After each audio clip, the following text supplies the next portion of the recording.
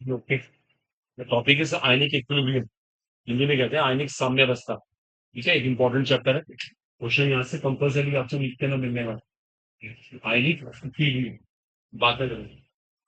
लेकिन अगर बात करें ना इक्विलिब्रियम की, आपको शायद पता हुआ कि इक्विलिब्रियम क्या होता है, बहुत शॉर्ट में बताया। फिर इस चैप्टर की डेप्थ में हम जाएंगे।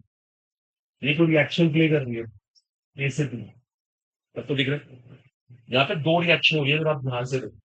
एक तो ए से बी बन रहा है और एक बी से ए बन रहा है। ठीक है, कॉमन सी बात। अगर इन दोनों के रेट सेम हो जाए, ए से बी बनने की स्पीड और बी से ए बनने की स्पीड सेम हो जाए ना, तो उसे कहते हैं इक्विलिब्रियम, साम्यावस्था। देखो, इसको मैं ऐसे कहेंगे, rate of forward reaction is same as rate of backward reaction. इसका मतलब ए से बी बनने की स्पीड और बी से ए बनने की स्पीड सेम है। दोनों एक ही स्पीड से बन रहे हैं, एक ही दर से बन रहे हैं। इसको केमिस्ट्री में कहते हैं हम लोग इक्विलिब्रियम। ठीक है, अब तो बस समझाने के लिए था। मतलब मेनली इस टॉपिक के ऊपर आना है कि आयनिक इक्विलिब्रियम क्या होता है। ये तो मैंने ऐसे डेफिनेशन कॉल कॉल कर दी कि इक्विलिब्रियम कहते हैं इसमें। तो शुरुआत करने जा रहे हैं आयनिक इक्विलिब्रियम। ठीक है, अब इसका पहला इंपॉर्टेंट डिस्कशन शुरू होता है, कॉमन आयन इफेक्ट। इसका पहला इंपॉर्टेंट हेडिंग है कॉमन आयन इफेक्ट। इसका हिंदी नेम होता है सम आयन प्रभाव। तो topic name is common ion effect, बात में करूँ। इसको हिंदी में कहते हैं सम आयन प्रभाव। एक उसको अच्छे से क्लियर करना सब लोग। ये बड़ा इंपॉर्टेंट टॉपिक है। इसका न्यूमेरिकल से बहुत बड़ा रोल रहेगा, जरा ध्यान दीजिएगा।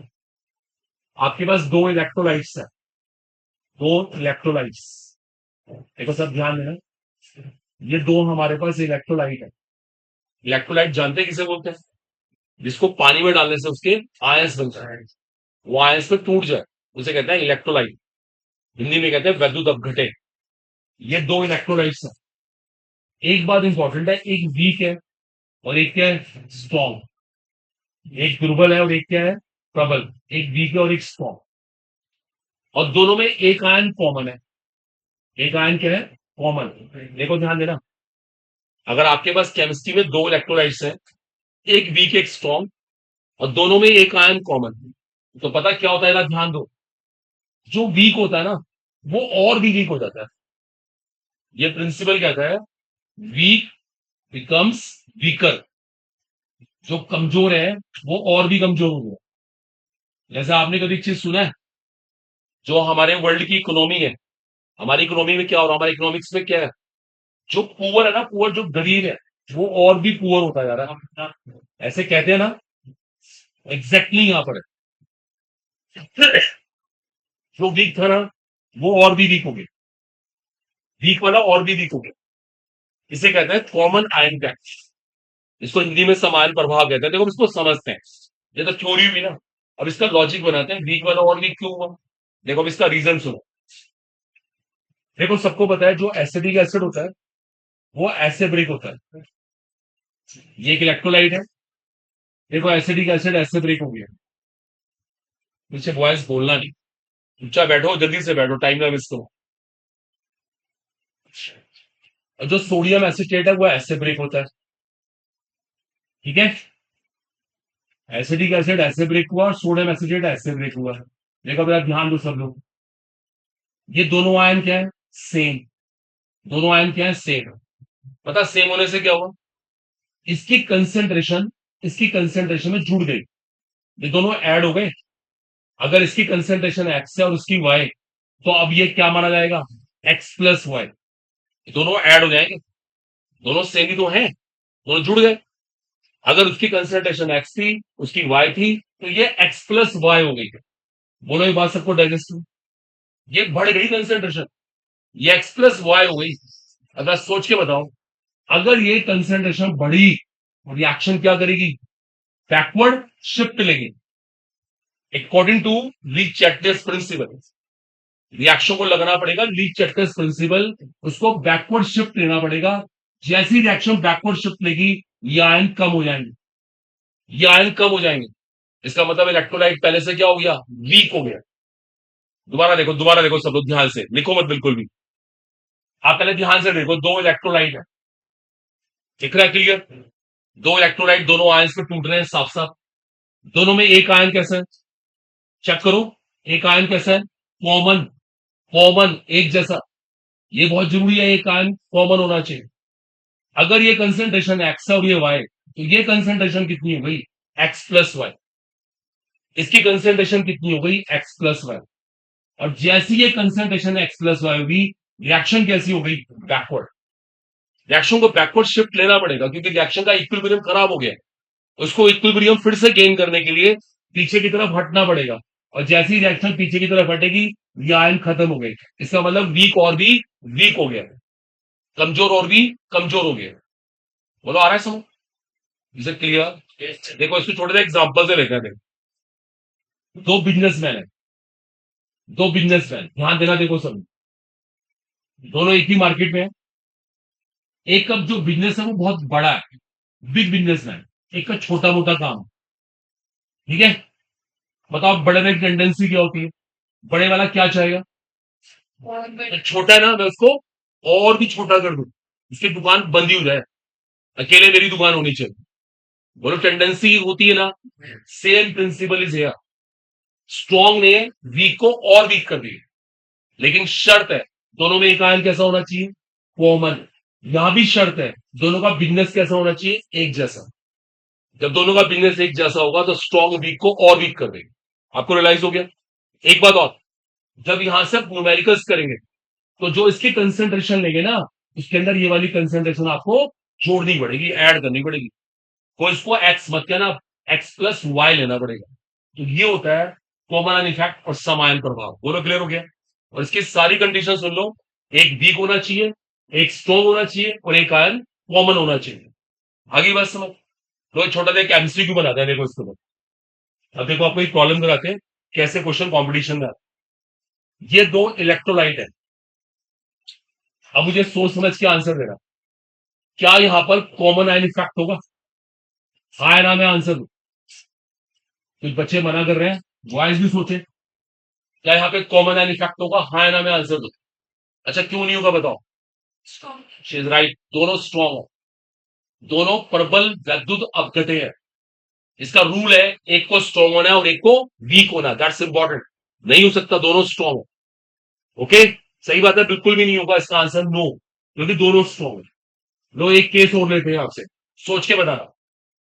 एक इलेक्ट्रोलाइट आपके पास ये है और एक इलेक्ट्रोलाइट ये है, क्या यहाँ पे कॉमन आयन इफेक्ट होगा? वॉइस साइड से बोले कोई, जल्दी बताओ हाँ है ना। क्यों नहीं होगा? क्योंकि दोनों वीक है, दोनों वीक है, सही बात है। और दोनों में कोई आयन कॉमन भी नहीं है, दोनों में कोई आयन कॉमन भी नहीं है। देखो बहुत जरूरी है, सारी शर्तें पूरी होनी चाहिए ना, यहां भी नहीं हो सकता, यहां भी नहीं हो सकता। बोलो आ रहा है समझ? इसे क्लियर? तो ऐसे क्वेश्चन बहुत सारे बन जाते हैं। लो मैंने एक वीक ले लिया, मैंने एक स्ट्रॉन्ग ले लिया, क्या यहाँ पे कॉमन आयन इफेक्ट होगा? क्यों? आयन कॉमन ही नहीं। तो ना क्लैरिटी हो बिल्कुल, हमें कॉन्सेप्ट की क्लैरिटी होनी चाहिए, एक वीक होना चाहिए, एक स्ट्रॉन्ग होना चाहिए, एक आयन कॉमन होना चाहिए। जब तक ये शर्तें पूरी नहीं होगी, वहां पे कॉमन आयन इफेक्ट नहीं होगा, समान प्रभाव नहीं होगा। वॉट इट क्लियर हो गया सब बॉयज? फाइनल है, इसको हटा देते हैं, पहला एक टॉपिक पूरा हो गया। अब इसको अप्लाई करें, क्वेश्चंस करेंगे और इंप्रूवमेंट होगा। अगला हेडिंग है different concepts of acids and bases.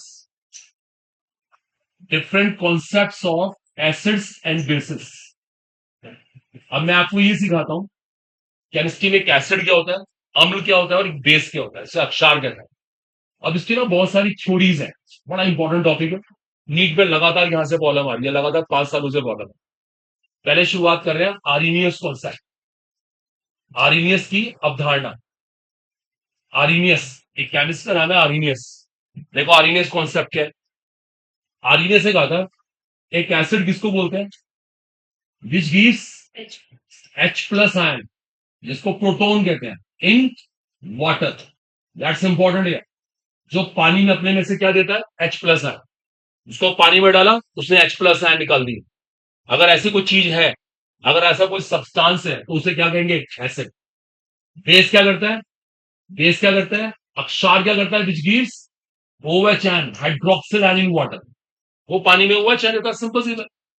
Class 6 से पढ़ते आ रहे हैं कि हाइड्रोक्लोरिक एसिड HCl एक एसिड है, क्यों है? क्योंकि इसको पानी में डालो ये H प्लस आयन देता है। NaOH एक बेस है, क्यों है? क्योंकि अपने में से OH आयन है, कॉमन सी बात। आर्सेनियस एसिड आर्सेनियस बेस सबको पता होना चाहिए, क्लियर हो गया? लेकिन इसमें कुछ लिमिटेशंस हैं, इस कॉन्सेप्ट में कुछ सीमाएं हैं, लिमिटेशंस। बताओ क्या लिमिटेशन है, सोच के बताओ। एक तो इसके लिए होने के लिए क्या जरूरी है? वाटर, पानी का होना जरूरी है, जबकि ऐसा केमिस्ट्री में कोई नेसेसरी नहीं है। हम सारा काम पानी में नहीं करते हैं। अगर हम पानी के बिना वर्क करें तो क्या होगा? ये डेफिनेशन फेल हो जाएगी। इसके लिए पानी होना नेसेसरी है, और जबकि केमिस्ट्री में पानी होना जरूरी नहीं है। पानी के अलावा भी बहुत सारे सॉल्वेंट है। और एक प्रॉब्लम और है, देखो एक सीरियस प्रॉब्लम और। अगर आपसे किसी ने क्वेश्चन पूछा, बताओ इस कंपाउंड की नेचर क्या है, इसकी नेचर बताओ, नेचर मीन्स प्रकृति, ये एसिडिक है, बेसिक है, आप इसका आंसर इस थ्योरी से लगा ही नहीं सकते। क्यों नहीं लगा सकते? क्योंकि ना इसके पास H प्लस आयन है, ना इसके पास OH आयन है। ये जबकि इसकी नेचर बेसिक होती है, देखो ये बेसिक है, लेकिन ये बेसिक क्यों है? इसका आंसर आर्सेनियस के पास नहीं है। आर्सेनियस की थ्योरी हम फेल हो गई। आर्सेनियस कह रहा है कंपाउंड के पास H प्लस आयन है नहीं, OH आयन है नहीं, हम डेफिनेशन कैसे फॉलो करें? तो ये थ्योरी फेल। तो इसमें दो प्रॉब्लम आई, पानी वाली प्रॉब्लम और absence of H plus ion and OH ion वाली प्रॉब्लम। तो ये डेफिनेशन यहां के रुक जाती है, ठीक है, इसको ड्रॉप करते हैं। इसके बाद एक बड़ी इंपॉर्टेंट डेफिनेशन आती है, कॉम्पिटिशन फेवरेट, ब्रोस्टेड ब्रोस्टेड लोरी कॉन्सेप्ट। बड़ा इंपॉर्टेंट कॉन्सेप्ट है ये। इसको पता है शॉर्ट में क्या कहते हैं? Protonic concept. प्रोटोनिक कॉन्सेप्ट, देखो ब्रोस्टेड थ्योरी के हिसाब से एसिड क्या होता है? एसिड किसे कहते हैं? प्रोटोन डोनर, प्रोटोन देने वाला। और बेस क्या होता है? प्रोटोन एक्सेप्टर, प्रोटोन लेने वाला। देखो पॉइंट पे है ना, जो प्रोटोन देता है वो एसिड, और जो लेता है वो बेस। इसकी दोनों बातें प्रोटोन की टर्म्स में है। इसे नाम क्या रखा हमने? Protonic concept. और एक बात और है, इसमें कोई वाटर की रेस्ट्रिक्शन नहीं है, इसमें कोई पानी वाली कंडीशन नहीं कि पानी में ही होना चाहिए, जैसे मर्जी हो जाए। अगर प्रोटोन दिया तो एसिड, लिया तो बेस। इसे क्लियर? अब सुनो, इससे ये रिजल्ट निकल के आया, all Arrhenius acids, all Arrhenius acids are Bronsted acids. बोलो ये बात सबको डाइजेस्ट हुई? ये बात तो आर्सेनियस से भी कही, बट क्या इसका उल्टा सही है?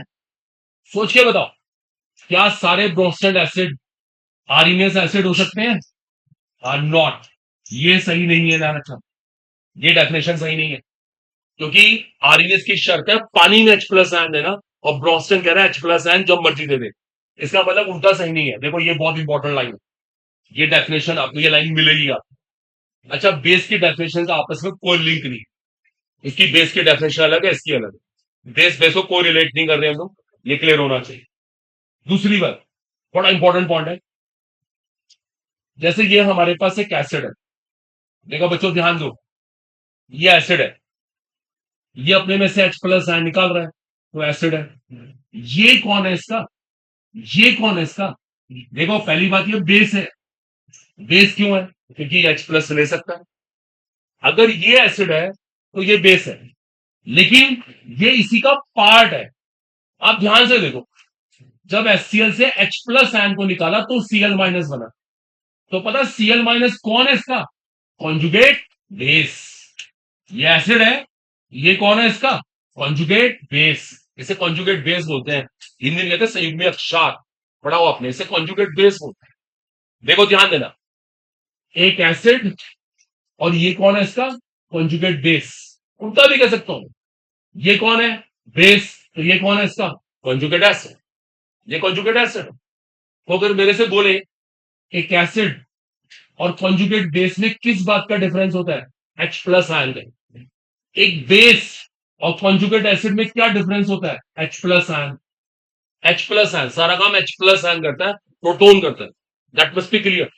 एसिड से प्रोटोन गया, कॉन्जुगेट बेस बन गया, बेस से प्रोटोन ऐड हुआ, कॉन्जुगेट एसिड बन गया। सब सेटिस्फाइड?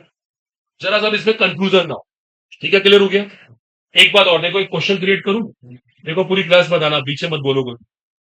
बॉयज साइड से पूछ रहा हूं मैं, पहले बॉयज को चांस मिलेगा। बताओ बॉयज इसका कॉन्जुगेट बेस कौन है? कोई भी लड़का बोल सकता है, बोले फटाफट, लेके टाइम ना वेस्ट करें। इसका कॉन्जुगेट बेस कौन है? जल्दी बोलो यार, फटाफट बोलो बोलो। जो कह रहा मेरे से बताओ, बोलो, आप बताओ, बोलिए, आपसे कह रहा हूं, आप दोनों बताओ। और two negative, she is right. जिन्होंने क्या करा, इसमें से H प्लस आयन निकाल दिया, वेरी सिंपल। जब किसी में से H प्लस जाएगा तो कॉन्जुगेट बेस ही तो बनेगा। ओके, इसका कॉन्जुगेट एसिड कौन है? H2O, इसमें H प्लस जोड़ दो। देखो यही तो कंपटीशन होता है। कंपटीशन थ्योरी समझने का बाद अप्लाई करना आना चाहिए। यहाँ पे कोई याद वाद नहीं करना है, समझना है। समझने के बाद अप्लाई करो। जब हम इससे कह रहे सर कॉन्जुगेट बेस कौन है, तो आप H प्लस को माइनस कर दो। कॉन्जुगेट एसिड कौन है, H प्लस को जोड़ दो। इसमें क्या है? एक और क्वेश्चन बनाते हैं, देखो ये मेरे पास एक स्पीशी है, फिर देखो बॉयज को एक चांस दे रहा हूं, बताओ इसका कॉन्जुगेट बेस कौन है? जल्दी आप बता दीजिए। CO3। CO3 wrong, CO3 chemistry में कुछ भी नहीं होता। कौन है कॉन्जुगेट बेस, जल्दी बताओ, बताइए। CO3 टू नेगेटिव है। अब H प्लस क्यों नहीं माइनस कर रहे, मुझे समझ ये नहीं आ रहा। और कॉन्जुगेट एसिड कौन है? H2CO3, H प्लस जोड़ दिए। तो ऐसे बहुत सारे क्वेश्चन बुक्स में आपको मिलेंगे। आप लेकर आइए यहां से प्रॉब्लम, कंट आउट लेके आना सब लोग, देखो तो मजा आता है पढ़ने का। एक इंपॉर्टेंट बात और है, जैसे मैंने ये कहा, ये एसिड है, ये इसका कॉन्जुगेट बेस है। अगर एसिड स्ट्रॉन्ग होता है तो कॉन्जुगेट बेस वीक होता है। आपको एक बात पता होगी, strong acid has week conjugate base. ऐसे ही अगर एसिड वीक होता है तो कॉन्जुगेट बेस क्या होता है, स्ट्रॉन्ग होता है। उल्टा होता है हमेशा, acid strong conjugate base weak, acid week conjugate base strong, उल्टा। क्लियर?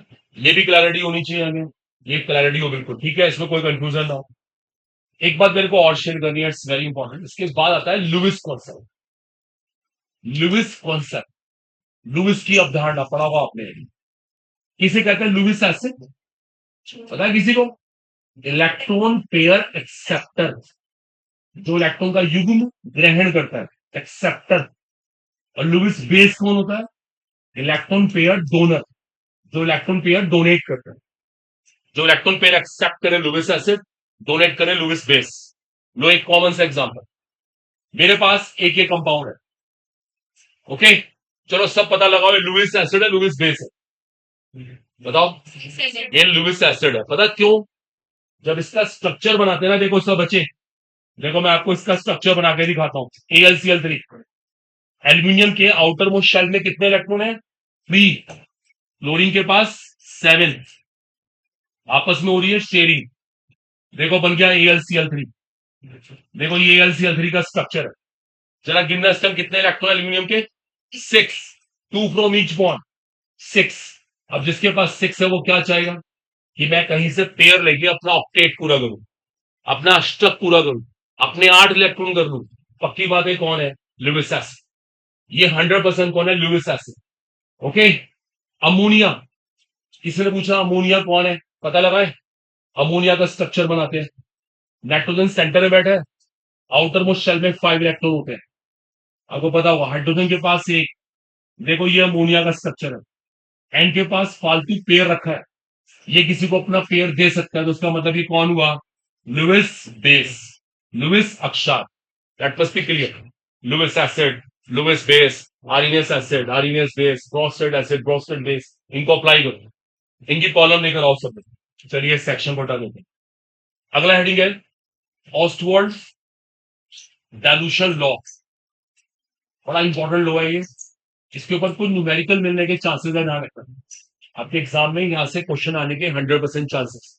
ऑस्फोर्ड डाइल्यूशन लॉ, हिंदी में ऑस्फोर्ड का कनूता नियम, पढ़ा हुआ आपने शायद कभी। ये लॉ किसके लिए लगता है? For weak electrolytes.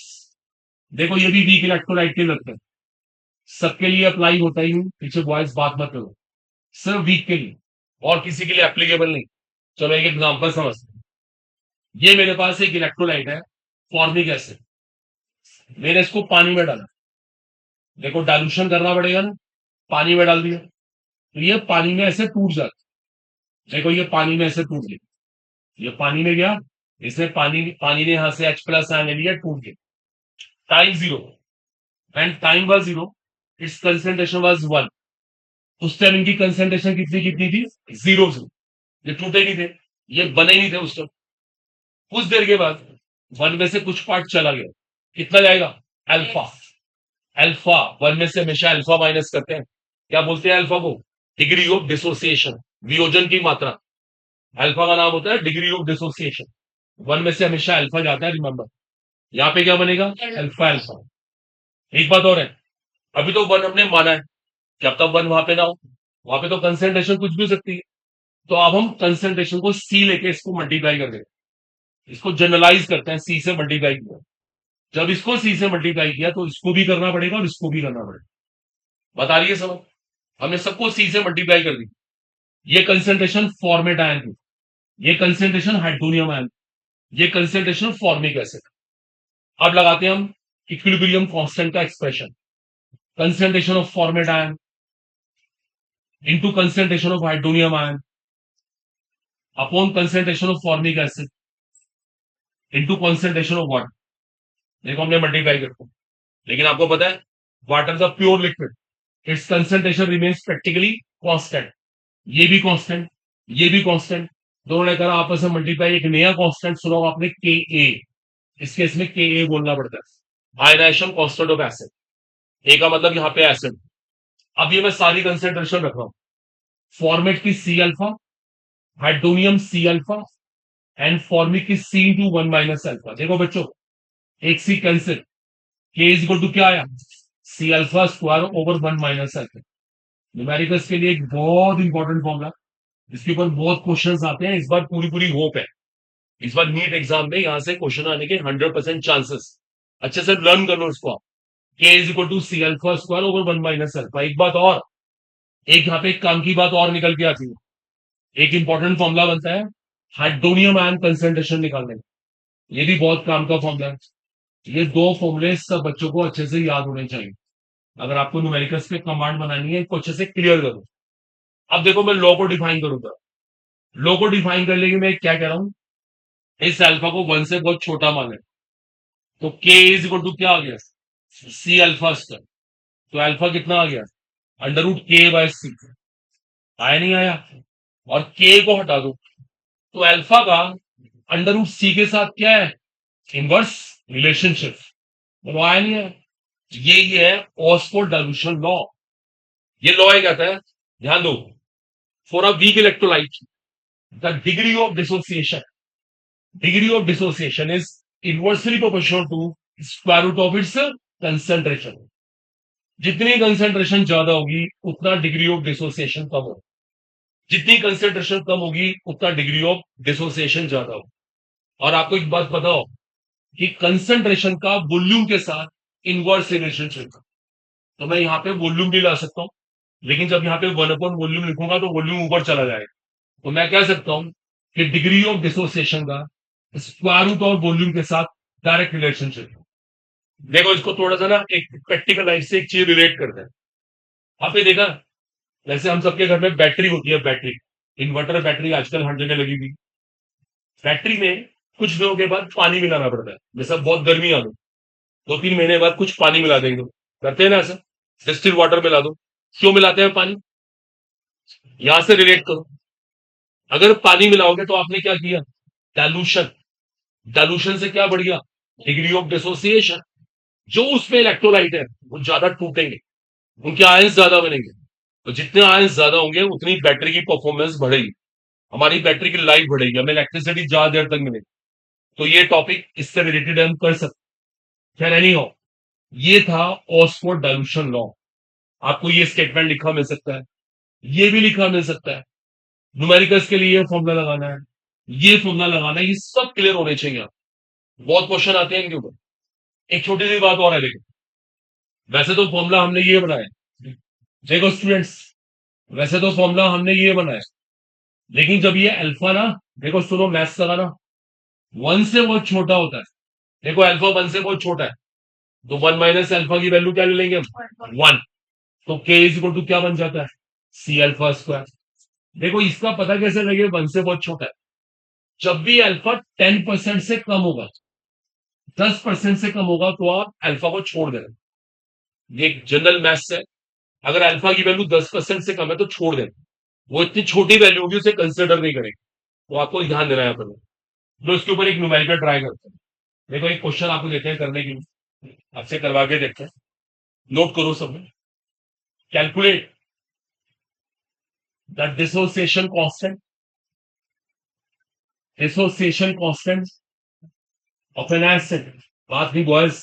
H A H A H एक एसिड है whose concentration is 0.2 m and degree of dissociation is 2%। देखो बच्चों, ऐसा क्वेश्चन नीट में आने के पूरे पूरे चांसेस अल्टीमेट।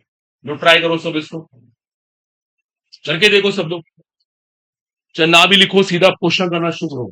आप सब कौन सी क्लास में? मैं 11 में पेपर पढ़ लिया होगा। नहीं 11 में पढ़ रखा हूँ, आपने आगे सब व्यवस्था करके दिखाओ फटाफट, जल्दी जल्दी करो। आपको निकालना है डिसोसिएशन कांस्टेंट, वियोजन स्थिरांक। बात हाँ दिखाओ क्या आंसर है। देख लेते हो, no problem, they can be right. जल्दी करें बॉय, देखो चैप्टर पूरा रिवाइज करना है। K is equal to C alpha square over 1 minus alpha, ये लगाना है आपको। देखें, लगाओ फॉर्मूला लगाओ सब लोग। मेरे को जिनको समझ नहीं आ रहा उनके लिए हिंट है, इस वाले फॉर्मूले को अप्लाई करें फटाफट जल्दी। हमें तो के ए चाहिए, के ए सारी वैल्यू रखनी है बस आपको। चलो सी कितना रखा आपने, कितनी रखी कंसेंट्रेशन, वो लिखी हुई है 0.2। अल्फा कितना रखा पता है, 2% का मतलब क्या हुआ, 2/100। देखो सुन ले सब लोग, 2/100। अल्फा को रखना पड़ेगा 0.02, यहाँ पे करना पड़ रहा है स्क्वायर। अब एक बात और सुनिए, क्या नीचे में अल्फा की वैल्यू रखूं? बिल्कुल भी नहीं, मैंने भी कहा था अगर 10% से कम है तो नीचे से अल्फा छोड़ दो, सेव टाइम। बेकार कैलकुलेशन करके टाइम वेस्ट नहीं करना। देखो नीचे वाला पार्ट मैंने गायब कर दिया, नीचे से पार्ट मैंने गायब कर दिया, इसको सिंप्लीफाई करते हैं और इसको सिंप्लीफाई करके फैक्ट है, ये आंसर आएगा। वेरी गुड, ये राइट। वॉइस क्लियर हुआ? कितना simple, K is equal to C alpha square over 1 minus alpha. साफ लिखा था, के ही निकालना है। कंसंट्रेशन रखो, अल्फा निकालो और सोल्व। ठीक है, ऐसा क्वेश्चन मिलने की पूरी पूरी होप।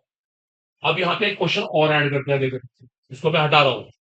देखो देखो, अब इस क्वेश्चन को टर्निंग बनाते हैं। देखो अब इस क्वेश्चन को ऐसा कर देते हैं कि जो करेगा उसकी रैंक बहुत अच्छी आएगी। देखो अब सुनो ध्यान से।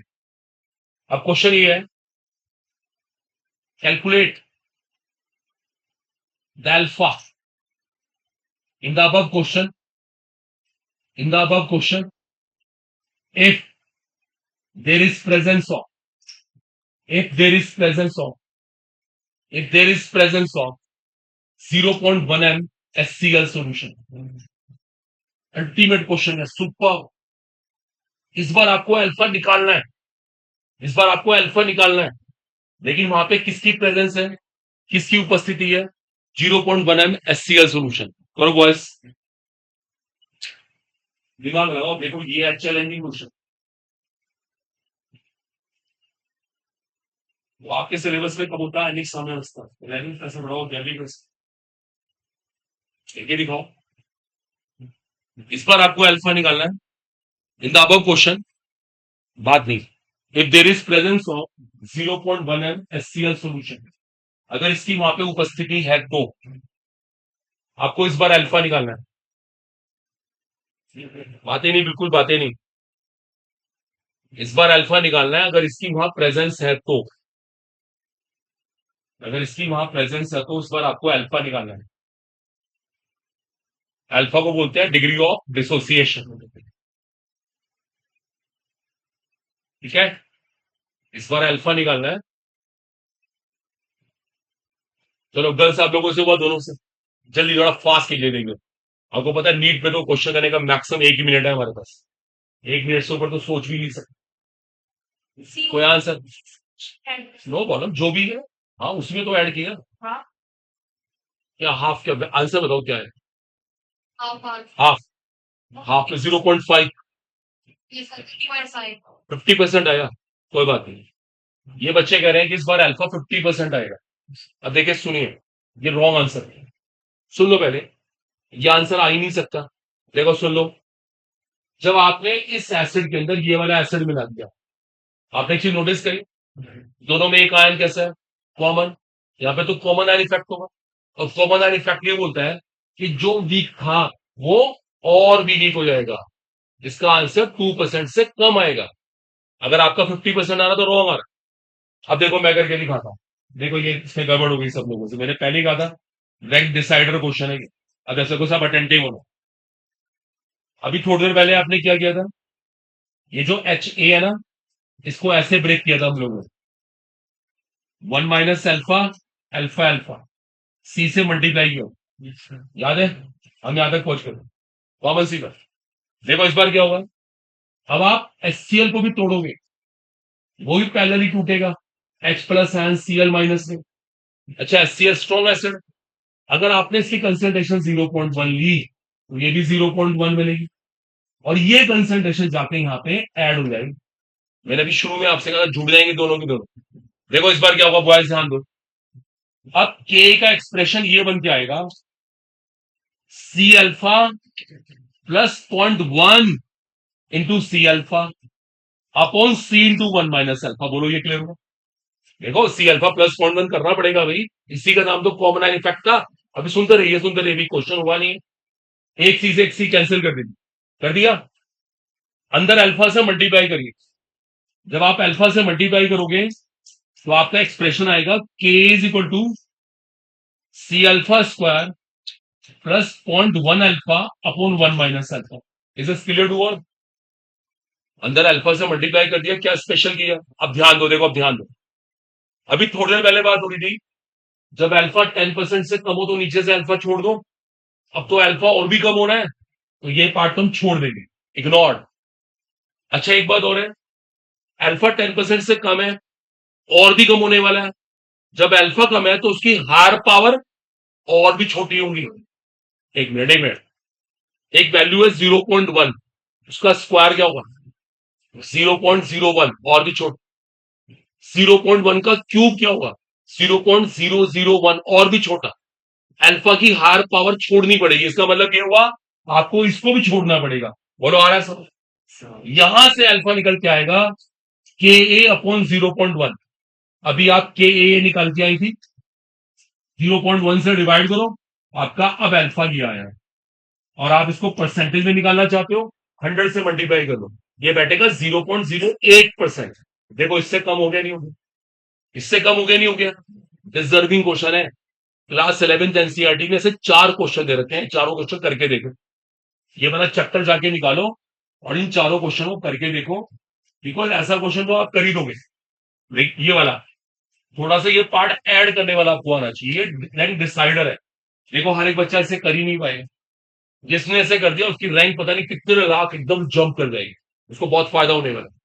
तो नोट कर लो उसको, आप घर जाके ऐसे क्वेश्चन ढूंढो। मैं कल भी आऊंगा, मैं ऐसे क्वेश्चन के डाउट दूंगा। देखो पढ़ने का मजा था, वो प्रॉब्लम्स करें, मैं बार बार आपसे कह, ये जो प्रॉब्लम्स आपको आ रही है ना, पता क्या है? थोड़ी याद करी हमने, हमने क्वेश्चन करने सीखे नहीं। सबसे इंपॉर्टेंट तो क्वेश्चन करना होता है। चलो खैर वो तो आपका रहा। आप जाके घर पे क्वेश्चन ढूंढो, जिनका एग्जाम एकदम से आ रहा है घर जाके कॉलम्स ढूंढे, लेकर आए कॉलम्स, कराने की जिम्मेदारी मेरी। देखो अब यहाँ आके आप हार गए, फेल हो गए आप यहाँ पे, क्या आपका यही क्वेश्चन आ जाए? यही आ गया, जाके इसको अच्छे से करना। अभी प्रैक्टिस करना है इसकी। तो ये था ऑक्सफोर्ड डाइल्यूशन लॉ, ये फिनिश हो गया। इसको अप्लाई करो, खूब अच्छे से क्वेश्चंस करो इसके। जल्दी कुछ कॉपी करना करो, अगर नोट करा तो नोट करो फटाफट। ठीक है स्टूडेंट्स, क्लियर हो गया? कोई इस पे कंफ्यूजन ना हो, आया समझ कुछ?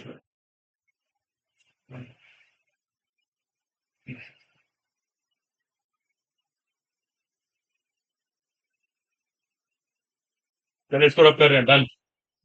Next heading is auto photolysis of water. इसको ऑटो प्रोटोलिसिस ऑफ वाटर। देखो एक इंपॉर्टेंट डिस्कशन ये करते हैं। अब यहाँ से हम पीएच वाले टॉपिक में एंटर करने वाले हैं। अब पीएच का डिस्कशन शुरू हो गया। उसी का पहला टॉपिक है ऑटो प्रोटोलिसिस ऑफ वाटर। देखो ध्यान देना। देखो वाटर के बारे में सब जानते हैं। वाटर में ना एक स्पेशल बात होती है। देखो ना ध्यान दो, एक लाइन बोलूंगा बड़ी इंपॉर्टेंट। वाटर ना वाटर के साथ रिएक्ट कर सकता है। आपको सुन के बहुत सरप्राइज लगेगा। वाटर वाटर से रिएक्ट कर सकता है। और पता है वाटर वाटर से रिएक्ट करके ऐसे टूट जाता है। ध्यान से देखो। देखो वाटर ऐसे टूट जाता है। पता क्या हुआ? एक मोलिक्यूल ने अपने में से क्या निकाला? H plus ion. और दूसरे ने वो H प्लस आयन ले लिया। ध्यान सुनो मैं क्या कह रहा हूं। एक मोलिक्यूल ने H प्लस निकाला, दूसरे ने H प्लस ले लिया। इसका मतलब वाटर यहाँ पे कैसे काम कर रहा है? Acid as well as base. Water acid भी है, बेस भी है, अम्ल भी है, क्षार भी है। इसे कहते हैं वाटर की एम्फोटरिक नेचर। ये वाटर की एम्फोटरिक नेचर का प्रूफ है। आ रहा है सबको समझ कि पानी एसिड भी है, बेस भी है, उभयधर्मी है। वो अम्ल की तरह काम भी कर सकता है, क्षार की तरह काम भी कर सकता है। ये इस बात का बेस्ट प्रूफ है। अच्छा एक बात और है, देखो ये बात हमें रियलाइज क्यों नहीं होती। को मुझसे कहते हैं कि पानी हमारे पास है, पानी के अंदर कौन सा आयन है? हम तो मना करते हैं आयन से नहीं होते, जबकि पानी के आयन बन रहे हैं। पता है ये बातें रियलाइज क्यों नहीं होती? क्यों नहीं होती महसूस? क्योंकि वहां पे क्या मेंटेन है? इक्विलिब्रियम, साम्यावस्था। अगर पानी के आयंस बन रहे हैं तो वो जुड़ भी रहे हैं, एकदम से जुड़ के दोबारा पानी बन जाते हैं। ये काम इतनी तेजी से चल रहा है कि हम महसूस ही नहीं करते कुछ चेंज आया नहीं आया। एक मिनट, हम सब यहाँ पढ़ रहे हैं, मैं पढ़ा रहा हूं, हम सब सांस ले रहे हैं, ले रहे हैं ना, सब ब्रीदिंग कर रहे हैं ना। बिना सांस लिए हम कैसे रहेंगे? लेकिन क्या किसी को महसूस हो रहा है कि सांस ले रहा है वो? क्योंकि क्या मेंटेन है?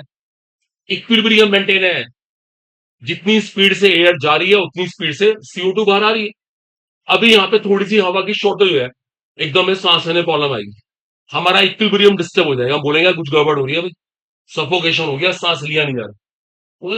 तो ये इक्विलिब्रियम की वजह से बातें महसूस नहीं होती, वरना पानी के अंदर ये रिएक्शन चल रही होती। क्या छोड़ो, इस पे क्या डिबेट करना। बीच में और दिखाओ, इसका इक्विलिब्रियम कांस्टेंट निकालो। देखो मैं इसका इक्विलिब्रियम कांस्टेंट निकाल रहा हूं। इसको हिंदी में कहते हैं साम्यावस्था। देखो मैंने इसकी साम्यावस्था, साम्य स्थान निकाल लिया, इक्विलिब्रियम कांस्टेंट निकाल लिया। वाटर प्योर लिक्विड है, इसकी कंसेंट्रेशन कांस्टेंट रहेगी, इसका स्क्वायर भी कांस्टेंट है। कांस्टेंट आके इस कांस्टेंट को मल्टीप्लाई करेगा तो क्या आ जाएगा? KW। क्या कहते हैं इसको? KW। KW का मतलब क्या होता है? आयनिक प्रोडक्ट ऑफ वाटर। क्या बोलते हैं इसको? आयनिक प्रोडक्ट ऑफ वाटर। हिंदी में कहते हैं आयनिक गुणनफल, या आयनिक प्रोडक्ट ऑफ वाटर। आपको पता होगा शायद।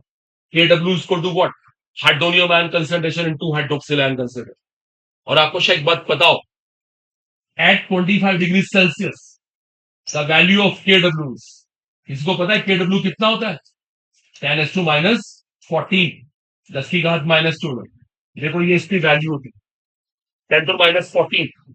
ये आपको वैल्यू पता होनी चाहिए। और एक इंपॉर्टेंट बात और है, आपने कभी सुना पीएच स्केल, पीएच पैमाना? बताओ पीएच कहां से कहां तक होती है? 0 से लेके 14 तक क्यों होती है? वो इस पावर की वजह से होती है। ये पावर यहाँ पे रिस्पॉन्सिबल है। और ये पावर कब आ रही है? जब टेम्परेचर कितना है? 25। देखो बात तो सुन लो। हम सब पढ़ते हैं ना पीएच के 0 से लेके 14 तक है, लेकिन वो इस टेम्परेचर पे। अगर किसी ने ये टेम्परेचर डिस्टर्ब कर दिया, किसी ने इसको 35 कर दिया, किसी ने इसको 40 कर दिया, तो ये वैल्यू बदलेगी, तो आपका स्केल भी बदल जाएगा, आपका पीएच स्केल भी बदल जाएगा। अगर मुझसे किसी ने कह दिया कि KW की वैल्यू इतनी है, तो पीएच स्केल क्या होगा? तो मुझे क्या कहना पड़ेगा? 0 to 12। तब बोलेंगे 0 to 12, 0 से लेके 12 तक होगा। That is very important. अभी किसी को लिखना नहीं। तो ये KW का हमारे पास एक्सप्रेशन आ गया। वाटर की एक खास बात और है, आपको पता है वाटर न्यूट्रल होता है। क्या होता है? न्यूट्रल, उदासीन। इसका मतलब ये हुआ hydronium ion concentration is same as hydroxyl ion concentration. ये दोनों बराबर है। जब ये दोनों इक्वल है तो KW कितना आ गया? Hydronium ion concentration square. और हाइड्रोनियम आयन कंसंट्रेशन क्या आ गई? इसका स्क्वायर रूट। पता कितना हुआ? 10⁻⁷। देखो ये हाइड्रोनियम आयन कंसंट्रेशन है। आपने कहीं पढ़ा है पानी की पीएच कितनी होती है? 7 होती है ना, वो इस पावर की वजह से होती है। पानी की पीएच 7 इस पावर की वजह से होती है, और ये पावर किसकी वजह से है? इस वैल्यू की वजह से। और ये वैल्यू कब है? 25 डिग्री सेल्सियस। अगर आपसे किसी ने क्वेश्चन पूछा क्या पानी की पीएच 7 हमेशा होती है, तो इसका आंसर है नो, ये टेम्परेचर डिपेंडेंट है। अगर कोई टेम्परेचर बदलेगा तो पीएच स्केल बदल जाएगा, और पीएच स्केल बदलने से 100% पीएच डिस्टर्ब हो जाएगी। ये बड़ा इंपॉर्टेंट कंसर्न है कि पानी की पीएच 7 हमेशा नहीं है, उसको डिसाइड करने में सारा रोल इसका है, और इसको डिसाइड करने में सारा रोल टेम्परेचर का। Is it clear? इसमें कोई फर्क बैठना हो, देखो ये सब क्लैरिटी आपको होनी चाहिए, ये फॉर्मूला अच्छे से आना चाहिए, इस वैल्यू के बारे में पता होना चाहिए, ये सब क्लैरिटीज हो। ठीक है? अगर किसी ने क्या दिया, अगर किसी ने कह दिया कि के डब्ल्यू 10⁻12 है, तो अब बताओ पीएचओ वाटर क्या आएगा? बताओ इस केस में पीएचओ वाटर क्या आएगा? 6 आएगा। अब 6 कहना पड़ेगा, स्केल 0 से लेके 12 हो गया। अब वाटर की पीएच 6 बन जाएगी, और वाटर की नेचर क्या होगी? नेचर क्या होगी? नेचर क्या होगी? 7 से कम पीएच हो रही है, क्या कहेंगे आप? देखिए यहां पे कोई एसिडिक मत कह देना, इसका आंसर न्यूट्रल है। मैं जानबूझे कंफ्यूज कर रहा हूं, कोई बस सोचे ना कि पानी की पीएच 6 हो गई, 7 से कम हो गई, एसिडिक हो गया। अब 7 से कम देख ही नहीं सकते ना, क्योंकि आपने स्केल चेंज कर दिया। नेचर वही रहेगी, नेचर वही रहेगी, नेचर नहीं बदलेगी। अगर उसकी नेचर पहले उदासीन थी, अब भी उदासीन है, न्यूट्रल थी, न्यूट्रल नहीं, लेकिन पीएच बदल जाएगी। Is it clear? ये बड़ा इंपॉर्टेंट पॉइंट है, इस पर क्वेश्चन हुआ। अगला हेडिंग, पीएच स्केल। अब पीएच स्केल की बात करते हैं, पीएच पैमाना की बात करते हैं। ये हमारा पीएच स्केल है। अगर हम 25 डिग्री सेल्सियस पे काम कर रहे हैं, तो पीएच स्केल 0 से लेके कहां तक होगा? 14 तक। अभी मैं आपको बार बार कह रहा हूं, 7 पे सोल्यूशन कैसा होगा? न्यूट्रल। 7 से कम कैसा होगा? एसिडिक। 7 से ऊपर कैसा होगा? बेसिक। और आपको एक बात पता होगी, जितनी पीएच घटेगी एसिडिक स्ट्रेंथ बढ़ेगी। सुना होगा आपने कि पीएच 1 वाला पीएच 5 वाले से स्ट्रॉन्गर होता है। जितना आप इधर जाओगे एसिडिक स्ट्रेंथ इंक्रीजेस, जितनी पीएच बढ़ेगी बेसिक स्ट्रेंथ बढ़ेगी। Is it clear? ये बात सबको आती है ना? अब देखो आपसे एक बहुत बढ़िया क्वेश्चन, देखो सबसे एक प्रॉब्लम है, देखते हैं कौन करके दिखाएगा। एक एसिड है उसकी पीएच 1 है, एक एसिड की पीएच 5 है। सुनना पहले मेरा क्वेश्चन, दो क्वेश्चन है। एक तो इनमें स्ट्रॉन्गर एसिड कौन है, पीछे बोलना नहीं। स्ट्रॉन्गर एसिड, प्रबल अम्ल कौन सा है, और कितना स्ट्रॉन्गर है? दो क्वेश्चन। बताओ स्ट्रॉन्गर एसिड कौन? बॉयज बताओ, ज्यादा पीएच वाला, कम पीएच वाला? कम पीएच वाला, ये स्ट्रॉन्गर एसिड है, सही बात है। कितना stronger? 10x 4x। She is right. देखो अब सुनो कितनी काम की बात। बताओ पीएच का डिफरेंस कितना है? 4 है ना? पीएच का अंतर 4 दिख रहा है ना? पता स्ट्रेंथ का डिफरेंस कितना है? 10⁻4। पीएच का डिफरेंस 4 है, लेकिन स्ट्रेंथ का डिफरेंस, ताकत का डिफरेंस 10⁻4 है। ये वाला इससे 10⁻4 टाइम स्ट्रॉन्गर एसिड है। इसे क्लियर? देखो देखो दोबारा देखो, पहले एक या दो एसिड है, एक स्ट्रॉन्ग और एक वीक। स्ट्रॉन्ग दिख रहा है, मैं स्ट्रॉन्ग है, कितना स्ट्रॉन्ग है, कितना प्रबल है, ये इससे 2 गुना है, 3 गुना है, 10 गुना है, 20 गुना, कुछ तो होगा ना। तो निकल के क्या आ रहा है? 10⁻4 टाइम। देखो इसका मैथ सीखो, इसका मैथ सीखो, सीधी सी बात है। H प्लस कंसंट्रेशन निकालने का फॉर्मूला ही होता है, आप सबको याद होना चाहिए, 10⁻⁻पीएच। वेरी सिंपल, ये H प्लस कंसंट्रेशन का फॉर्मूला है, पीएच वाले फॉर्मूले से भी आपको मैं सिखा दूंगा। अब आप लगाओ पीएच 1 वाले के ऊपर, पहले की H प्लस कंसंट्रेशन इतनी और दूसरे की इतनी।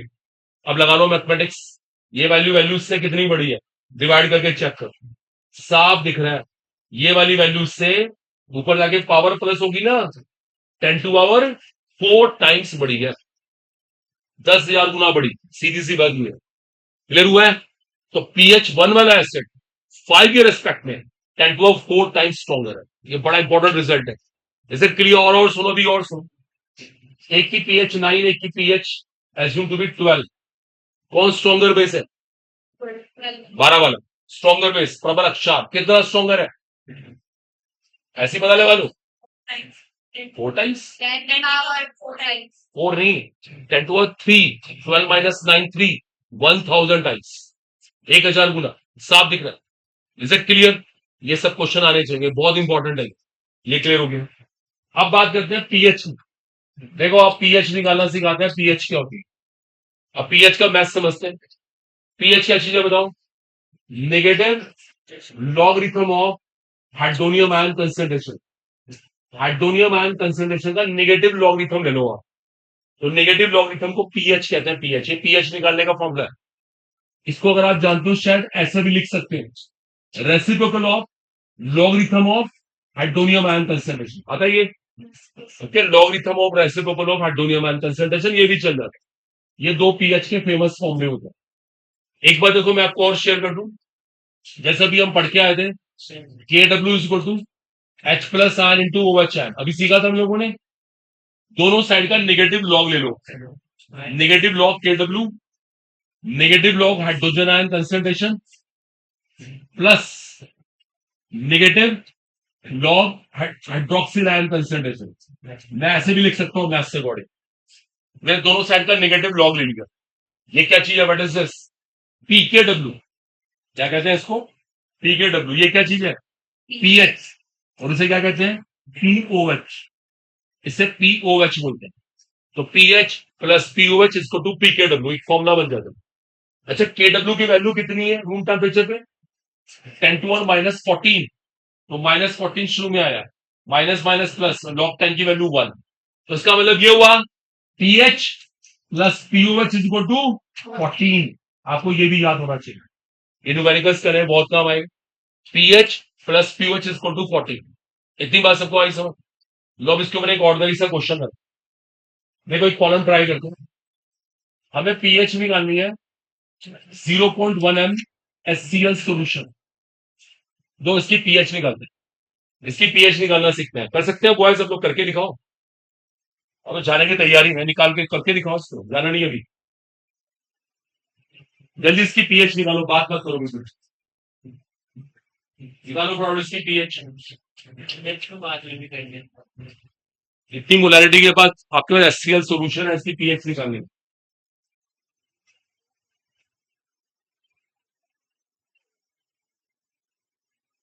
जल्दी कीजिए, इसकी पीएच निकाल के दिखाइए। देखो हाइड्रोक्लोरिक एसिड सबको पता है ऐसे टूटता है। अगर आपने ये कंसेंट्रेशन 0.1 ली, ये भी 0.1 होगी। सबको आ रहा है समझ? दोनों सेम। एक बात और है, यहाँ पानी भी रखा हुआ है, वाटर भी टूट रहा है, और वाटर की H प्लस कंसेंट्रेशन कितनी है?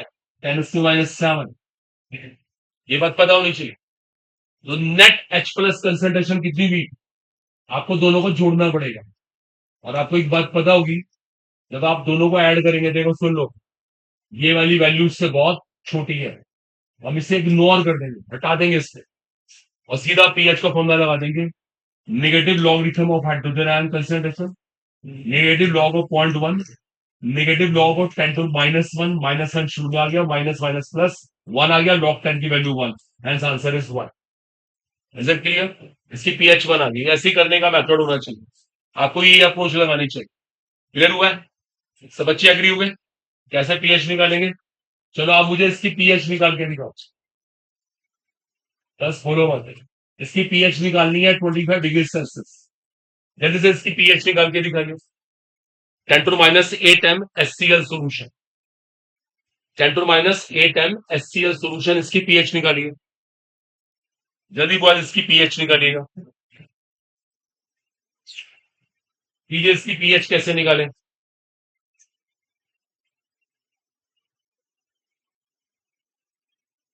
बोलना नहीं किसी को भी, फटाफट इसकी पीएच निकाल के दिखाइए।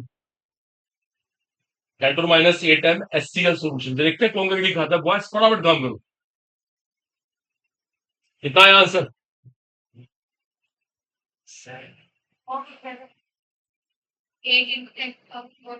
देखते हैं अभी। अच्छा, क्या इसका आंसर 8 नहीं आ सकता? सीधा बॉयज का आंसर 8 नहीं आ सकता क्या? आया किसी का 8 आंसर इधर? देखिए सुन लीजिए, लगता तो है कि 8 आंसर आए, लेकिन 8 आ नहीं सकता। सुन लेना, हम काम कर रहे हैं 25 डिग्री सेल्सियस, और ये एसिड है। आपको पता है एसिड की पीएच 7 से कम होती है 25 डिग्री सेल्सियस पर। और अगर हमारा आंसर 8 आया तो हम गलती कर रहे हैं। देखो अब गलती कहाँ कर रहे हैं, सब समान है। कई लोगों ने एक निकाला है शायद बॉयज। देखो HCl ऐसे टूटता है। नो डाउट ये कंसंट्रेशन अगर 10⁻8 है तो ये भी 10⁻8 है, लेकिन वाटर भी तो पैरेलली टूट रहा है। पता वाटर की H प्लस कंसंट्रेशन कितनी लेंगे? 10⁻7। ये बहुत इंपॉर्टेंट चीज है। और एक खास बात और होगी, इस बार ये दोनों कंसंट्रेशन हमें ऐड करनी होगी। देखो इस बार इनको ऐड करना जरूरी है। इस बार हम वाटर वाली H प्लस कंसंट्रेशन इग्नोर ही नहीं कर सकते। ये वैल्यू इससे बड़ी है। अब तक तो हम पानी की H प्लस कंसंट्रेशन छोड़ देते थे, इस बार लेंगे। इस बार ये वैल्यू सिग्निफिकेंट है। जब आप इन दोनों को ऐड करोगे ना, कॉमन लेके ऐड करना, तो आपके पास H प्लस कंसंट्रेशन ये आएगी। और जब पीएच का फॉर्मूला आप लगाएंगे, minus log H plus concentration करके लगाएंगे, तो ये बैठेगा 7 माइनस लॉग 1.1। फैक्ट आपको उसकी लॉग वैल्यू चाहिए।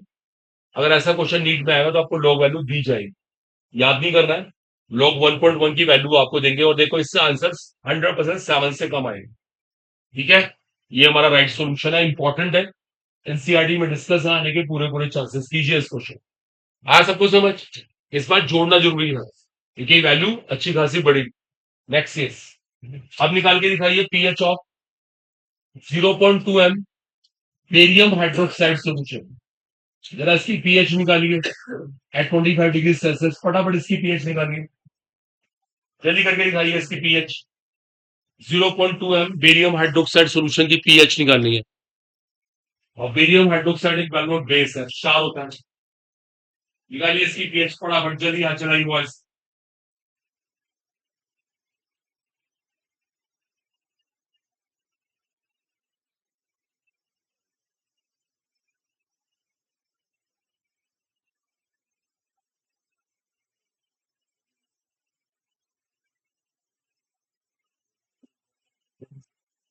0.2 m बेरियम हाइड्रोक्साइड सोल्यूशन की पीएच चाहिए।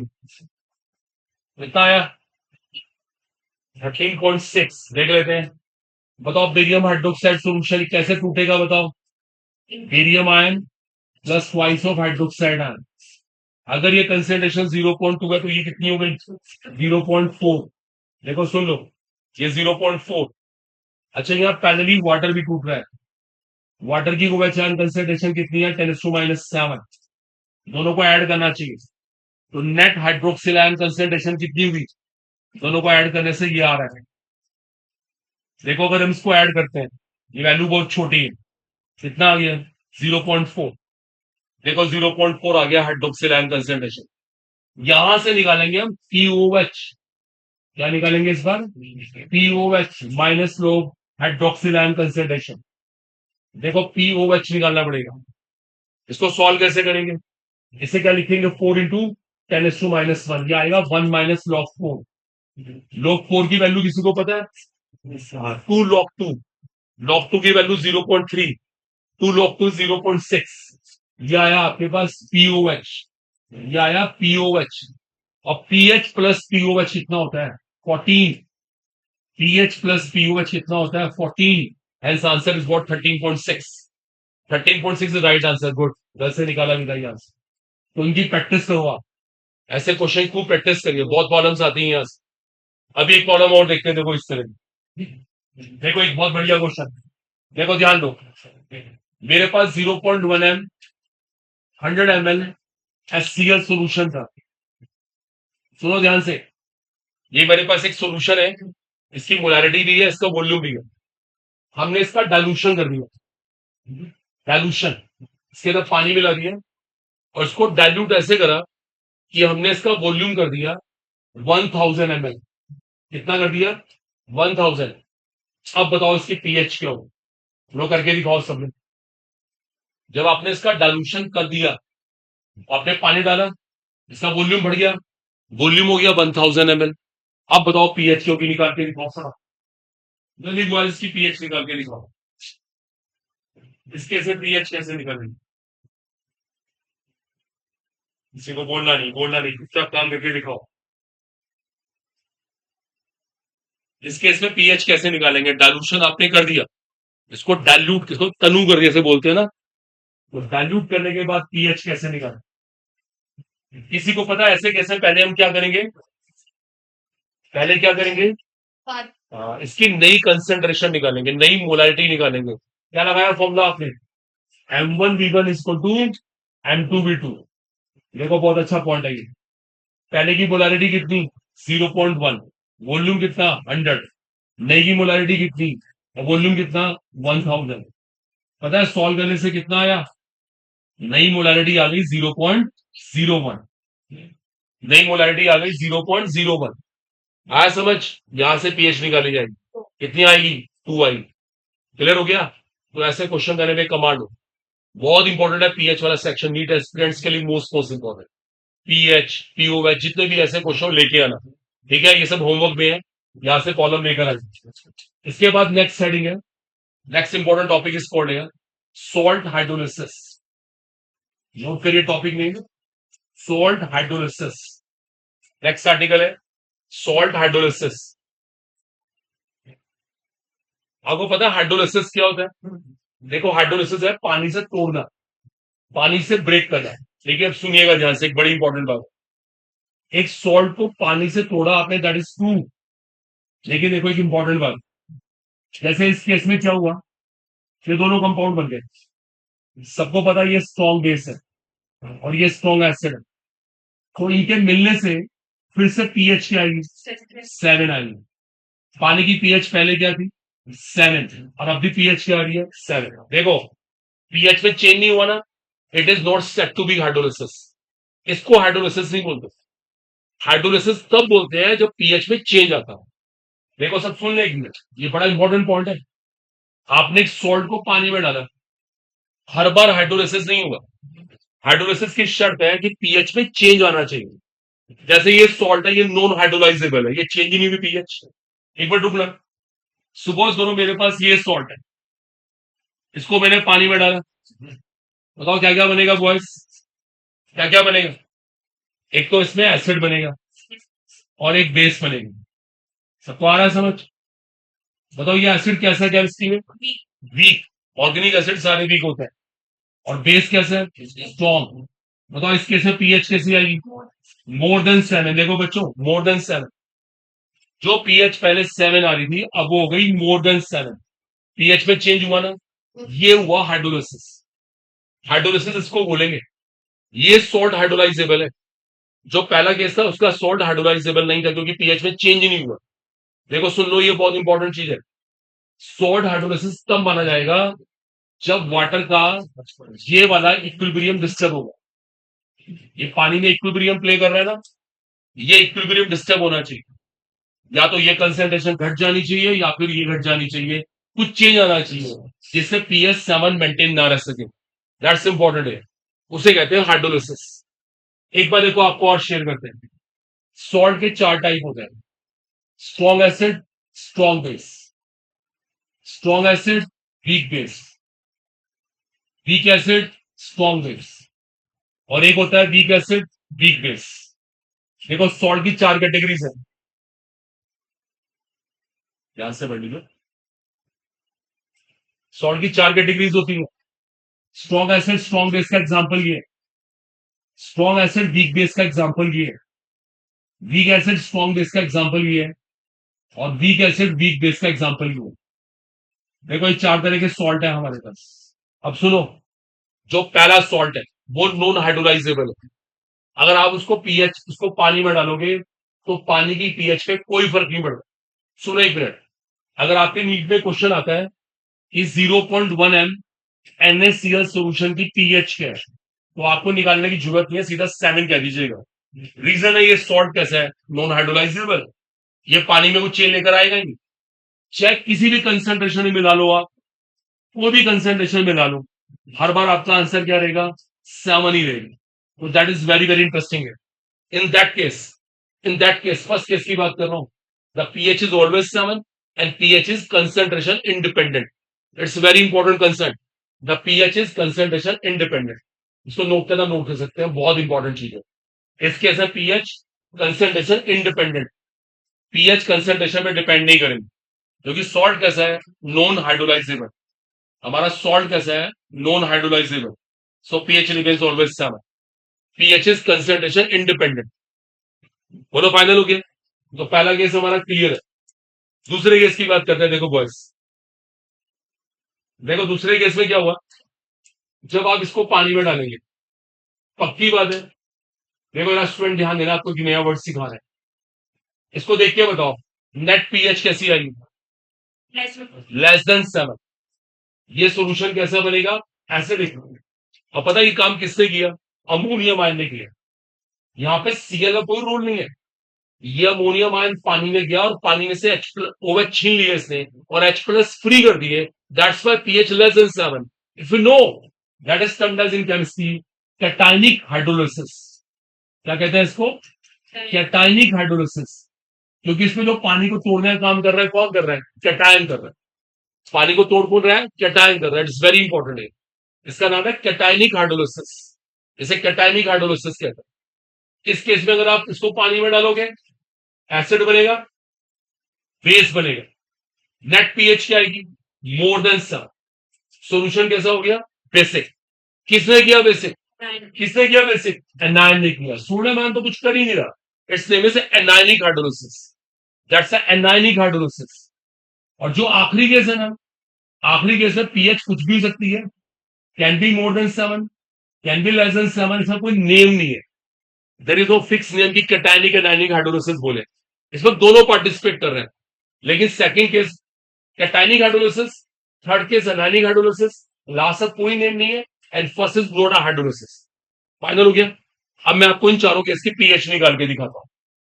पहला केस तो हमारा हो चुका। पहले की पीएच तो निकल ही गई। अब देखो मैं आपको अब कुछ फॉर्मुलाज बताऊंगा, उनको समझना होगा। देखो तीनों को मैं एक बार में समझा दूंगा। सुबह करो, आपके पास ये वाला केस आ जाए, अभी नोट मत करना। देखो ये सॉल्ट है, किस किस का? Weak acid strong base. Weak acid strong base. अब मैं 3 फॉर्मुले बताऊंगा इसके लिए, तीनों को लर्न कर लीजिएगा। आपका सारा काम हो जाएगा उससे। एक तो इसका हाइड्रोलिसिस कांस्टेंट निकालने का फॉर्मूला। केएच का नाम होता है hydrolysis constant, KW upon K. What is KW? Ionic product of water. What is K? Ionization constant of acid. इसके अंदर एसिड कौन है? एसिडिक एसिड, उसका के आएगा। इसको लर्न करना है।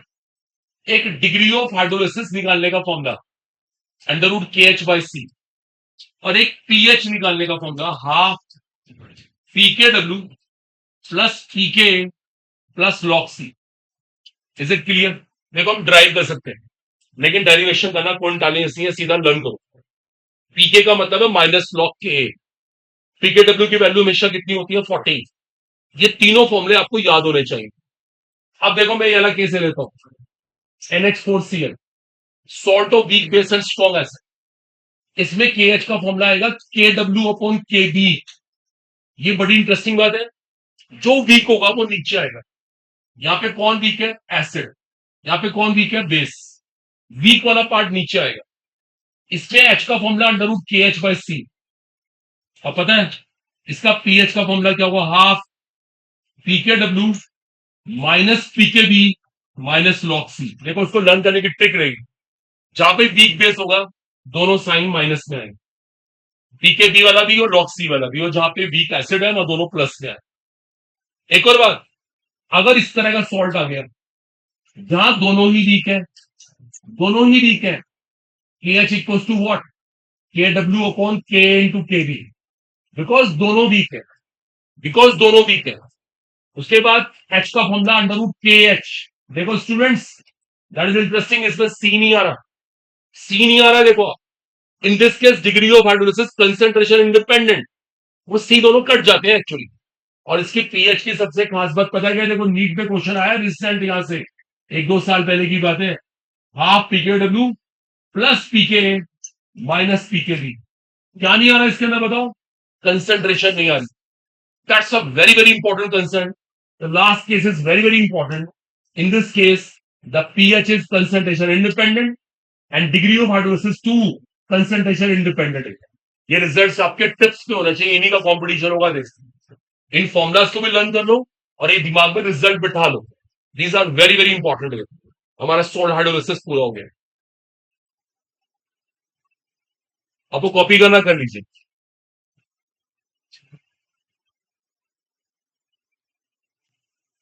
चले जाओ ऐसे like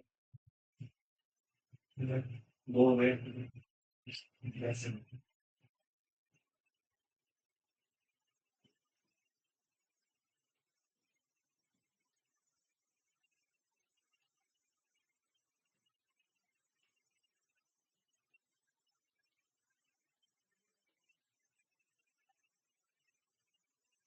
okay. This is very very important here. The pH is concentration independent. Last two results are super results here. Very very important. pH से आने चाहिए. pH as well as degree of hydrolysis both are concentration independent. ठीक है, इसको apply करिएगा. इसकी column का लेकर आना, देखो तभी पढ़ने का मजा आता है. अगर रियली हम सीरियस है, हम चाहते हैं सिलेक्शन हो, तो अप्लाई करिए. अप्लाई डॉक्टर बनना है ना, तो एप्लीकेशन करो. ये जो मैं आज प्रॉब्लम फेस करनी पड़ रही है, इसके पीछे कॉज है कहीं ना कहीं. हमने अप्लाई नहीं करा टाइम आने पे. अभी भी आपके पास बचे हुए हैं 20-25 दिन, 20 दिन है, कुछ यूटिलाइज कर लूंगा. जितना हो सकता है बेस्ट करो. एक दिन में एक चैप्टर भी खत्म करोगे ना, तब भी बहुत चेंजेस आ जाएंगे. कुछ चीजें आपको आती भी होगी, स्ट्रेंथ होगी आपकी. और प्रॉब्लम करने से इंप्रूवमेंट होता है. और ज्यादा हाई फाई कॉलम की नीड नहीं है. अगर 10 सालों की कॉलम भी कर लोगे, मोर देन सफिशिएंट. लेकिन समझ के, रट के नहीं. ये कोई कुछ ही पूछ सकता है, किसी भी तरह से पूछ सकता है. अब अगर आपने इस फॉर्मूले को याद कर लिया, दो फायदे होंगे. एक तो पीएच निकालना आ गया, और साफ दिख रहा है कंसंट्रेशन इसमें है ही नहीं. दो चीजें अपने आप याद हो गई नहीं. तो ऐसे स्मार्ट स्टडी करो. Hopefully clear. रब कर दो इसको मैं. कर लो इसे कॉपी. और यहाँ से क्वेश्चन आ भी चुका. नीट पे 2 साल प्रॉब्लम यहाँ से आ भी 2 साल पहले आ चुकी है. तो ये भी फिनिश हो गया हमारा. ठीक है स्टूडेंट्स, ये क्लैरिटी होनी चाहिए. That's final. इसके बाद नेक्स्ट इंपॉर्टेंट हेडिंग है हमारा बफर. अब आपको बफर सिखाना है. बफर क्या होता है आपको पता होगा. बफर एक स्पेशल कैटेगरी ऑफ सॉल्यूशन होती है. देखो बच्चों, यहाँ पे ध्यान दीजिए. बफर सॉल्यूशन उसको वो वाला सॉल्यूशन होता है जिसके अंदर कुछ एसिड मिलाओ या बेस मिलाओ, तो वो अपनी पीएच चेंज को रेसिस्ट करता है, पीएच चेंज को अपोज करता है. जिस सॉल्यूशन के अंदर एक क्वालिटी होती है ना, उसे कहते हैं बफर. That is interesting. दोबारा सुन लो. A solution which resist the change in its pH on addition of small amount of acid or base. अगर आप थोड़ा बहुत एसिड थोड़ा बहुत बेस मिलाओगे, तो वो अपनी पीएच चेंज को रेसिस्ट करेंगे. जिसके अंदर ये कैपेबिलिटी होती है, उसे कहते हैं बफर सॉल्यूशन. बफर फाइनल हुआ. एक बात मैंने आपको शायद कभी लिखवाई हो. The fact is that on addition of acid and base, the pH of buffer changes, but changes to very small extent, changes to negligible extent. यहाँ पे बहुत थ्योरी भी बहुत इंपॉर्टेंट. पीएच बदलती है, लेकिन बदलती बहुत कम. दो तरह के बफर होते हैं. एक को एसिडिक बोलते हैं, एक को बेसिक बोलते हैं. एसिडिक बफर क्या होता है? Mixture of weak acid and it's salt with strong base. इसको बोलते हैं acidic buffer. Mixture of weak acid and it's salt with strong base. देखो ये भी acidic buffer. Mixture of weak acid and salt with strong base, ये सारे acidic buffer होते हैं. एक बेसिक बफर होता है. What's basic buffer? Mixture of weak base and salt with strong acid. Mixture of weak base and salt with strong acid. इनको हम chemistry में क्या कहते हैं? Termed as basic buffer. देखो इनको बेसिक बफर बोलते हैं. बोलो क्लियर हो गया. Yes. Acidic buffer, basic buffer. इनकी क्या खास बात होती है? ये अपनी पीएच चेंज को अपोज करते हैं. ये चाहते हैं हमारी पीएच ना बदले. एक बात और है, salt of weak acid weak base can also act as a buffer. Salt of weak acid weak base can also act as a buffer. ये भी एज अ बफर काम कर सकते हैं. देखो थोड़ा फील कराते हैं ये एज अ बफर कैसे काम करता है. आपने बफर में एक एसिड मिलाया. एसिड अपने में से क्या रिलीज करता है? H+ है. देखो अगर ये फ्री रहे, अगर ये फ्री रहे तो पीएच चेंज हो जाएगी. अब फ्री ना रहे तो पीएच चेंज नहीं होगी. तो पता क्या होता है, इस सॉल्ट का ये वाला पार्ट इससे बॉन्डिंग कर लेता है, इसको फ्री नहीं रहने देता. H+ आयन फ्री नहीं है, तो पीएच चेंज कहां से? और एक बात और है, उससे मिलके क्या बना दिया? Acidic acid is very weak acid. PH में खास चेंज नहीं आएगा. अगर आएगा तो खास चेंज नहीं आएगा. एसिड बेस को कौन, बेस से कौन रिएक्ट करेगा? Ammonium ion. Ammonium ion OH ion से बॉन्डिंग कर लेगा, विल मेक अमोनियम हाइड्रोक्साइड. उसके अंदर भी यही प्रॉब्लम है कि वीक बेस, पीएच चेंज नहीं होगा. तो that is very interesting. Buffer की यही खास बात है. ऐसे ही यहां पे लिया हमने, ये पेयर क्यों ले रखा है? एक H प्लस को बिजी करेगा, एक OH आयन को बिजी करेगा। तो बफर की ये खास बात होती है, बफर के अंदर यही व्यवस्थी होती है, बफर के अंदर एक H प्लस और OH को एंगेज करने की कैपेबिलिटी होती है। डन हो गया, कोई कॉपी करने की जरूरत तो नहीं, ठीक है, करना कर लो एज यू लाइक। आज घर जाके इसकी प्रॉब्लम्स का ना देखो, पूरा दिन इसमें लगा देना कि मेरे को आयनिक के अंदर परफेक्शन चाहिए, एक भी क्वेश्चन छूटे ना मेरा, रॉन्ग ना हो किसी भी कॉज पे, उसका बेस्ट तरीका प्रैक्टिस करिए as much as you can. पढ़िए, देखिए कितना पढ़ सकता है। सिलेक्शन के लिए वो डाई जान लगानी पड़ती है। देखो डॉक्टर बनना इतना आसान नहीं है, मैंने पहले भी आपको बताया, एक एंथू बना के रखना पड़ता है और हार्ड वर्क करना पड़ता है, लेबर। जब आप प्रॉब्लम्स करेंगे, प्रॉब्लम सबसे होगी, तो खुद ही कॉन्फिडेंस आएगा, एक अंदर से एक एनर्जी आती है, लगता है कि यार I am going in the right direction. अब जो प्रॉब्लम ही नहीं कर रहा, जिसे कुछ पता ही नहीं है, तो लगता है यार पता नहीं क्या होगा, वो कॉन्फिडेंट कभी हो ही नहीं सकता। कॉन्फिडेंस के लिए पढ़िए, सब मेहनत करिए, ये बड़ा इंपॉर्टेंट कंसर्न है। बफर किसको बोलते हैं, ठीक है, डर हो गया, I think so. Acidic buffer, basic buffer, salt weak acid weak base के नाल to act as a buffer, ये बातें बता दी मैंने। अब मैं आपको सिखाता हूँ pH of a buffer, okay, अब कर दो उसको, पीएच ऑफ अ बफर। अब वो पीएच ऑफ अ बफर सिखाता हूं, एक बफर की पीएच कैसे निकालनी है। देखो, अगर बफर की पीएच निकालनी है, मैं डायरेक्ट फॉर्मूला बता देता हूँ, टाइम से बनाओ। इसके लिए एक हैंडरसन इक्वेशन होती है, pH equal to pK log salt concentration upon acid concentration. ये तो अप्लाई करनी है आपको एसिडिक बफर के लिए, और अगर बेसिक बफर हुआ तो इसको लगाना है, बेसिक बफर के लिए इसको लगाना है। देखो दो तरह के बफर है, एक एसिडिक बफर और एक बेसिक बफर। एसिडिक बफर की वाली इक्वेशन, बेसिक बफर की वाली इक्वेशन। अभी रुकना, इनको लर्न करेगा, देखा ड्राइव करे टाइम वेस्ट होकर। एक इंटरेस्टिंग बात हो रहा है, देखो मैं आपसे क्वेश्चन पूछूंगा, देखो एक बहुत बढ़िया क्वेश्चन कि आपका इस बार मिले, सब अच्छे अटेंशन पे करो। देखो ये मेरे पास एक बफर है, सुनो ध्यान से, ये एक बफर है, इसकी कोई ना कोई कंसेंट्रेशन पीएच होगी, इसकी पीएच मान लेते हैं 2 है, ऐसी हाइपोथेटिकल, इसकी कंसेंट्रेशन ये है, इसकी कंसेंट्रेशन ये है। अब सुनो, किसी ने बफर का डाइल्यूशन कर दिया, क्या कर दिया, डाइल्यूशन, किसी ने बफर का डाइल्यूशन कर दिया, बताओ पीएच पे क्या इफेक्ट पड़ेगा। डाइल्यूशन ऐसे करा कि वॉल्यूम डबल हो गया, तो पीएच पे क्या इफेक्ट पड़ेगा, बढ़ेगी, घटेगी, no effect. Wise no effect, wise no effect, बताओ। मैंने डाइल्यूशन कर दिया, डाइल्यूशन कर दिया, पीएच पे क्या इफेक्ट होगा, पीएच बढ़ जाएगी, घट जाएगी, या कुछ भी नहीं होगा। वाइज कांस्टेंट, ये तो चेंज होगा, तो इनकी मोलैरिटी मतलब साफ-साफ ही चेंज होएगी और इसमें मतलब वो लास्ट में फॉर्मूले में कोई फर्क नहीं होगा। तो नहीं पड़ेगा फर्क, यहां आपने बताया नहीं ठीक से, कॉम्प्लिकेट मैं सीख नहीं है, कंसंट्रेशन तो आ रही है क्लियर, कौन कह रहा कंसंट्रेशन काम नहीं है। सुनिए, आपने डाइल्यूशन किया, मान लेते हैं डाइल्यूशन से कंसंट्रेशन आधी हो, ये भी आधी होगी। अब आपने इसको रखा 0.01/2, इसको भी रखा 0.1/2, 2 से 2 cancel, that's a point, ratio वही रहा, रेशो वही रहा। अरे भाई आपने वॉल्यूम डबल कर दिया, कंसंट्रेशन आधी हो गई, आधी वो भी, आधी वो भी तो हो गई, 2 से 2 कट गया।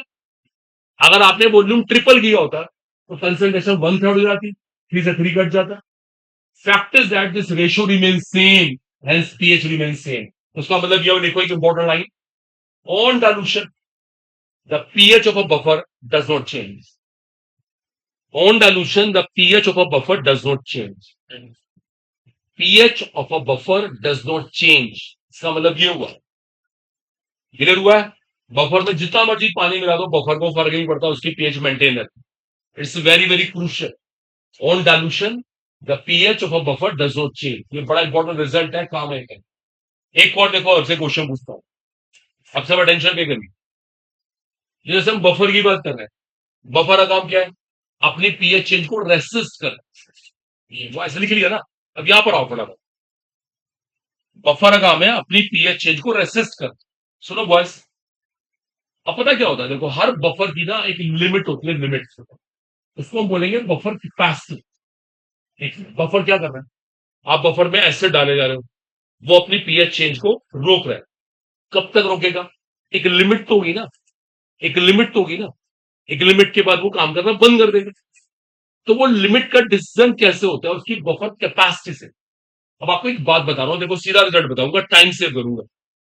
For maximum buffer capacity, for maximum buffer capacity, सुनना एक बड़ी इंपॉर्टेंट बात, for maximum buffer capacity remember these two concentration must be equal, इनको बराबर होना चाहिए, दोनों आपस में कट जाएंगे, log 1 की वैल्यू 0 और पीएच इक्वल टू क्या आ जाएगी, पीके।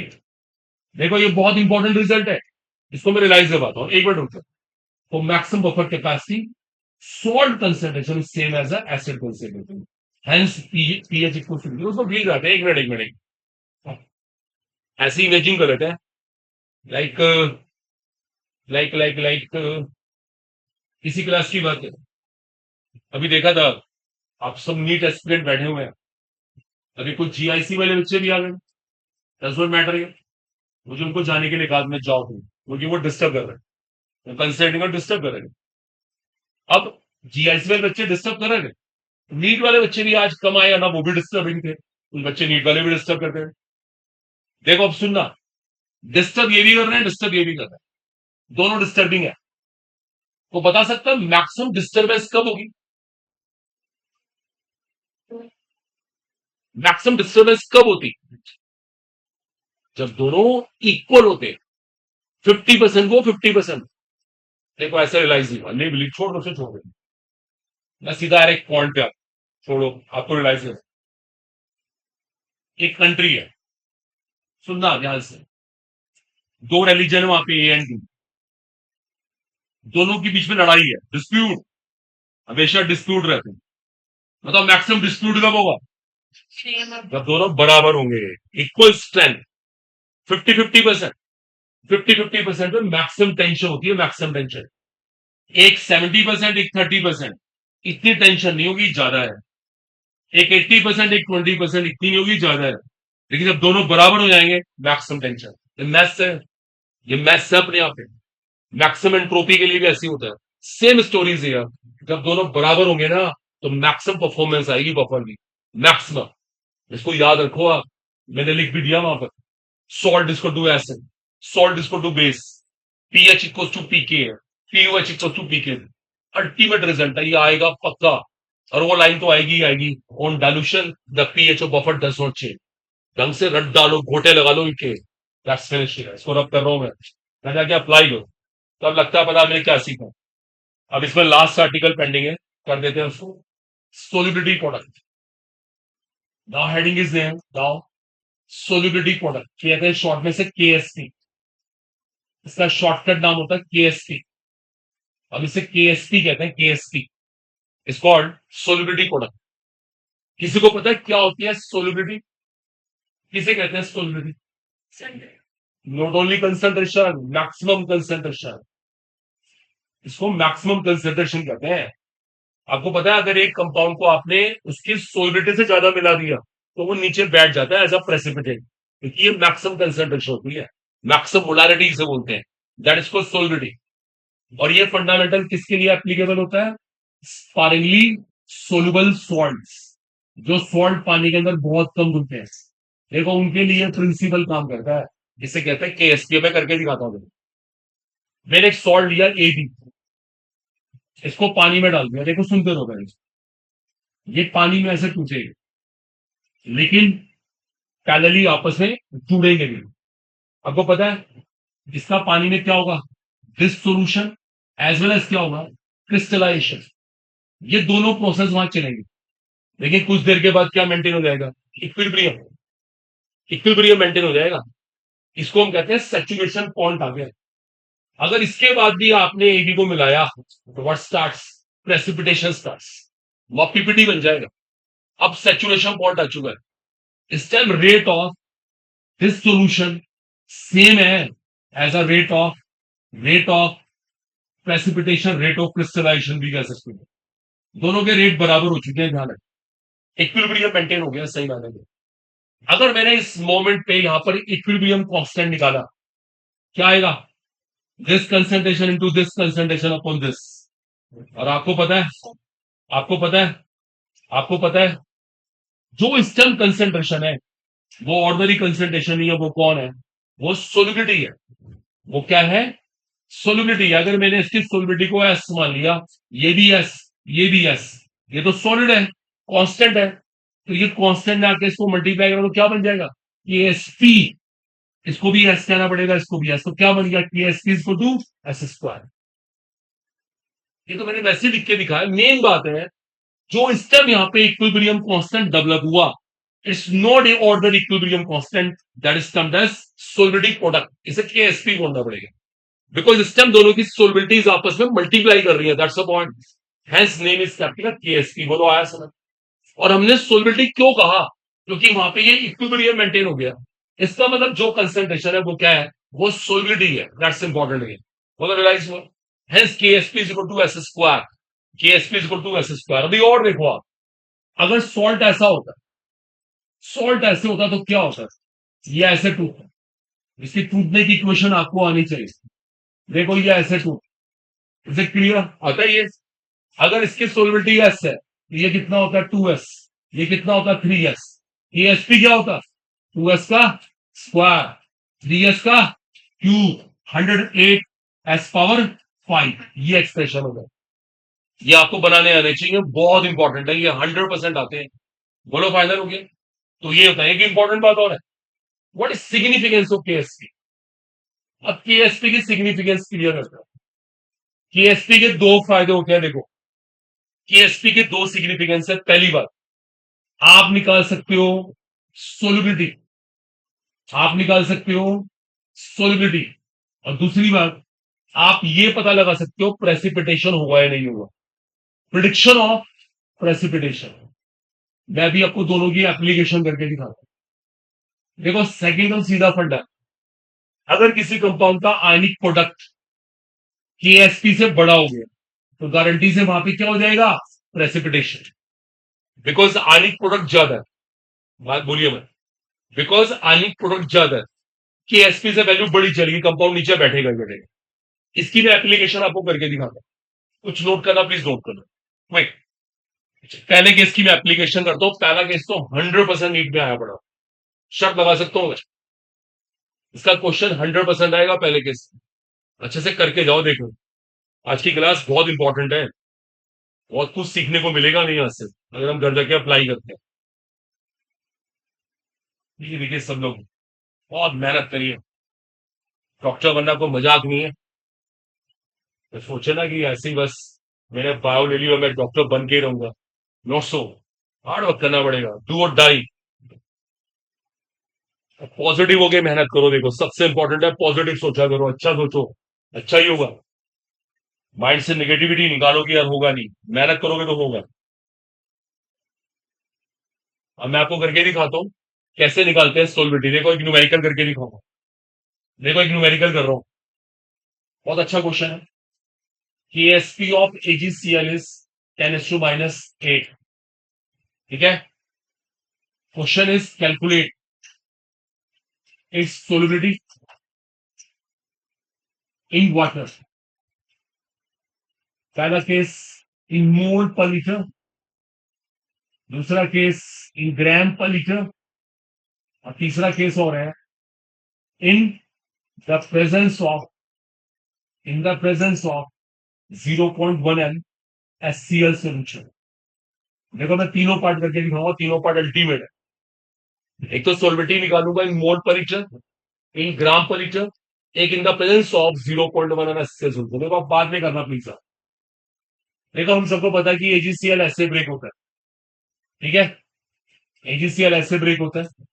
अगर हमने ये मान लिया इसकी सोलिबिलिटी एस है, तो ये भी एस है, ये भी एस है, तो के एस कितना हुआ? S square. Is it clear? S square की वैल्यू हमारे पास है, यहां से मैं निकालूंगा एस, इसका रूट करना पड़ेगा। कितना आया? 10⁻⁴ मोल पर लीटर। लो, पहला केस तो हो गया। एक साथ कॉपी करते हैं, पहला केस हो गया। अब यही सोलिबिलिटी निकालनी है ग्राम पर लीटर में। मोल से ग्राम कैसे बनता है? मोलर मास से मल्टीप्लाई करना पड़ता है। किसी को पता है AgCl का मोलर मास कितना है? 143.5 याद होना चाहिए। Silver 108, chlorine 35.5, 143.5। ये क्या पता आ भी जाए सीधा, या आपको लर्न हो, ये कंपटीशन देगा नहीं, एक्सपेक्ट करेगा आपको आता हो। 143.5 से मल्टीप्लाई करते ही क्या बन गया, ग्राम पर लीटर। सेकेंड पार्ट हमारा सॉल्व हो गया। Is it clear? अब थर्ड पार्ट करते हैं। किसी को कॉपी करना कर लो, इसके बाद मैं थर्ड पार्ट कर देता हूँ। इसके बाद आपको थर्ड पार्ट अच्छे से लिख लो, बहुत इंपॉर्टेंट है ये। अब मैं आपको सोलबिलिटी निकाल के दिखाता हूँ in the presence of 0.1 MnHCl solution. करी करी कॉपी कीजिए क्विक। ये तो सोलबिलिटी मैंने पानी में निकाल दी सीधा मोल पर लीटर में, एक निकाली ग्राम पर लीटर में, एक मैं सोलबिलिटी निकालूंगा in the presence of 0.1 MnHCl solution.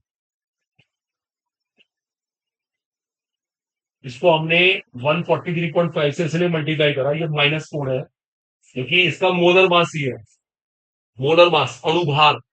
अब ये बन गया ग्राम पर लीटर, जो पहले था ना मोल पर लीटर, वो ग्राम पर लीटर बन गया। 143.5 से मल्टीप्लाई कर दो, हाँ गुणा कर दो, एक ही बात गुणा कर दो। ठीक है बच्चों, क्लियर हो गया? ठीक है, अब आपको सिखाते हैं इसका लास्ट पार्ट। देखो लास्ट पार्ट बहुत इंपॉर्टेंट है, चैलेंजिंग। जो हमारा फर्स्ट टॉपिक था वही यूज होगा आज का। सबको पता है एजीसीएल ऐसे ब्रेक होता है। देखो एजीसीएल ऐसे ब्रेक होता है, सुनो बच्चों, एजीसीएल ऐसे ब्रेक होता है।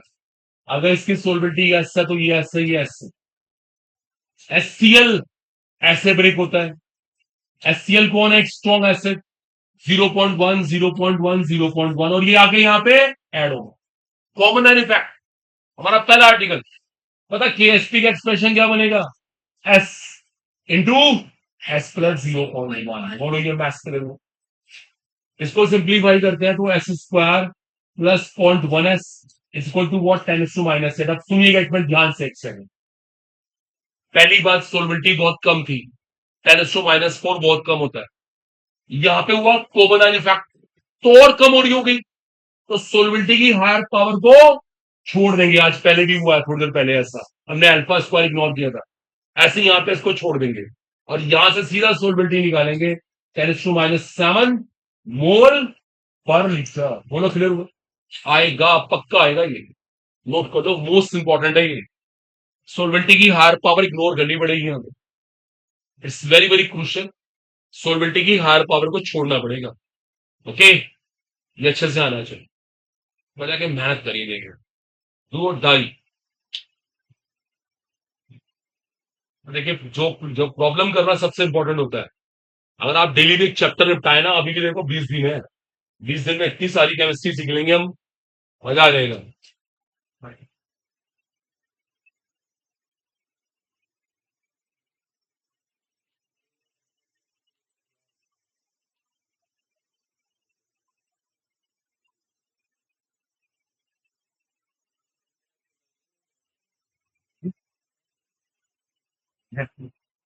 बस आज के लिए इतना ही, लगे सब तो काम करी। Thank you so much.